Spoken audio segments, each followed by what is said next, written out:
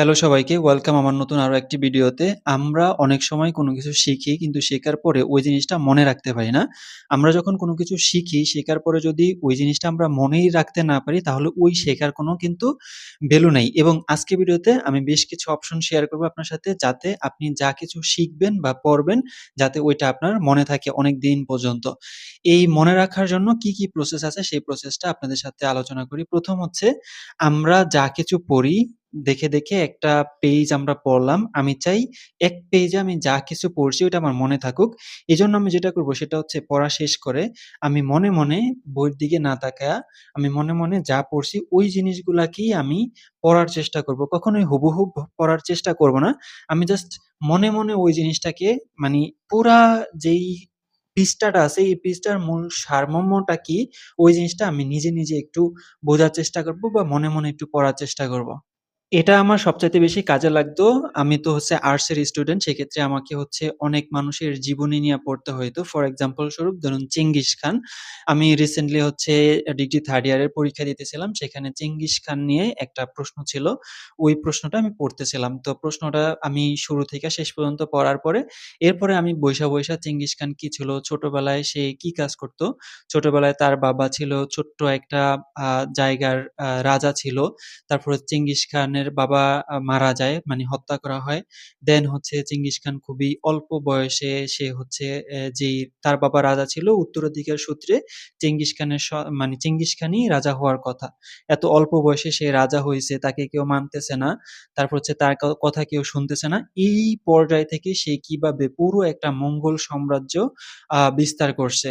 সে কি জিনিসে বিশ্বাস করত, সে সেই সময়ের মানি ইন্টারনেটের জনক বলা হয় হচ্ছে চেঙ্গিস খানকে। মানে এই ধরনের ছোট যে জিনিসগুলো আছে এই জিনিসগুলোকে শুরুতে আমি পুরাটা সুন্দর করে পড়ছি। পড়ার পরে এন্ড দেন হচ্ছে যে মূল পয়েন্ট গুলো আছে সেই পয়েন্ট গুলো আমি রিকল করার চেষ্টা করছি, যে জিনিসগুলো পড়ছি ওই জিনিসগুলো। এতে করে আমার সেইম প্রশ্নটাই কিন্তু পরীক্ষার হলে আসছে এবং ফাটায়া লিখতে পারছি।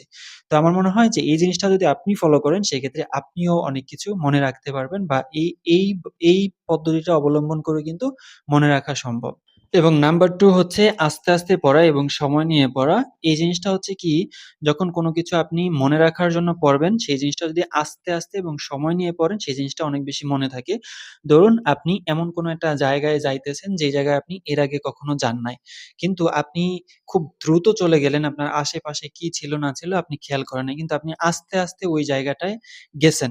এক্ষেত্রে আপনি আশেপাশে কোন জায়গায় দোকান আছে, কোন জায়গায় কি আছে সেই জিনিসগুলো আপনি দেখলেন। আবার কিছুদিন পরে যখন আপনি যাবেন তখন ওই রাস্তাটা আপনার জন্য পরিচিত মনে হবে। এক্ষেত্রে পড়ার ক্ষেত্রেও কিন্তু সেইম জিনিসটা, আমরা যখন আস্তে পড়বো, আমরা যদি কোনো কিছু মনে রাখতে চাই সেক্ষেত্রে আমরা ওই জিনিসটা খুবই আস্তে পড়বো এবং ওই জিনিসটাকে আমরা মনে রাখারও চেষ্টা করব।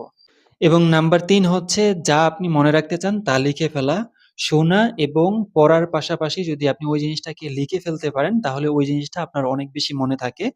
ফর এক্সাম্পল স্বরূপ, আমি যখন কোনো একটা YouTube এর ভিডিও দেখি, ধরুন হচ্ছে কোনো একটা পডকাস্ট বা কোনো একটা এডুকেশন ভিডিও, ওই ভিডিওর ভিতরে যে মূল পয়েন্ট গুলো আছে যেগুলা মনে রাখার দরকার সেই জিনিসগুলো আমি খাতায় নোট করে রাখি। এক্ষেত্রে আমার যে জিনিসটা হয় সেটা হচ্ছে যে, যখন আমার এই জিনিসটা অনেকদিন পর্যন্ত মনে থাকে যেহেতু আমি লিখে ফেলছি। লিখে ফেলছি মানে এরকম না যে ভিডিওর ভিতরে যেইভাবে যেই কথা বলছে ওইভাবে লেখা না। ওই পুরো কথাটার সারমর্মটা কি ওইটা যখন আমি আমার ব্রেইন খাটায়া লিখে ফেলি তখন ওই জিনিসটা আমার অনেক বেশি মনে থাকে। এবং আরেকটা বোনাস টিপ হচ্ছে মনে রাখার জন্য, যদি আপনি একটা ভিডিও তৈরি করতে পারেন, যেমন আপনি কোনো একটা নতুন কিছু শিখছেন, শেখার পরে ওই বিষয় নিয়ে একটা ভিডিও তৈরি করে ফেললেন ডিটেইলি।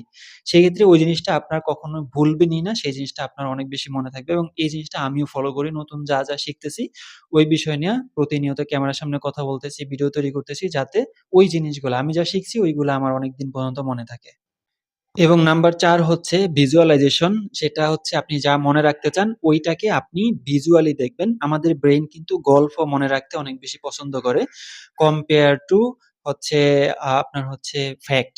আপনি যখন গল্প আকারে কোনো একটা কিছু আপনার ব্রেইনের ভিতরে ইনপুট করবেন সেক্ষেত্রে ওই জিনিসটা আপনার অনেক বেশি মনে থাকে। আমি আবার একটা এক্সাম্পল দেই। এক্সাম্পলটা কেমন হবে আমি জানি না। সেক্ষেত্রে আমি যেহেতু আর্টসের স্টুডেন্ট, এক্ষেত্রে আমার অনেক আ পুরাতন আমলের মানুষের রাজা, তারপর হচ্ছে ওই রাজার দাদা, বাপ-দাদার নামগুলা মুখস্থ রাখতে হইতো। তখন আমি কি করতাম, মানি আশেপাশে আছে না এখন বর্তমান সময়ে সিমিলার নামেরই ওই ধরনের মানুষজন।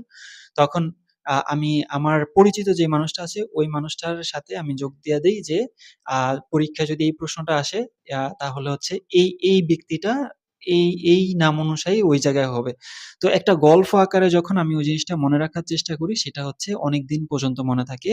এই হচ্ছে মোটামুটি ৪-৫ টা অপশন যার মাধ্যমে আমি নিজেই নিজের বাস্তব জীবনে কোনো কিছু শেখার পরে মনে রাখার চেষ্টা করি। আশা করি এই জিনিসগুলো আপনাদেরও কাজে আসবে। তো যদি কাজে আসে সেক্ষেত্রে আ অবশ্যই আপনার জন্য ভালো হবে এবং আমি যেহেতু ভিডিও তৈরি করে ফেলছি, এই ৪ টা অপশন আমারও মনে থাকবে। তো এই ছিল মোটামুটি আজকের ভিডিও। দেখা হবে হয়তো অন্য কোনো ভিডিওতে। কোন বিষয়ে আপনারা জানতে চান। আর যদি ভিডিও আমি সচরাচর সাবস্ক্রাইব করতে বলি না। যদি আপনি এনাফ এই ভিডিও থেকে ভ্যালু পেয়ে থাকেন বা আমার চ্যানেল থেকে ভ্যালু পেয়ে থাকেন তাহলে অবশ্যই সাবস্ক্রাইব করা উচিত। Thanks for watching this video.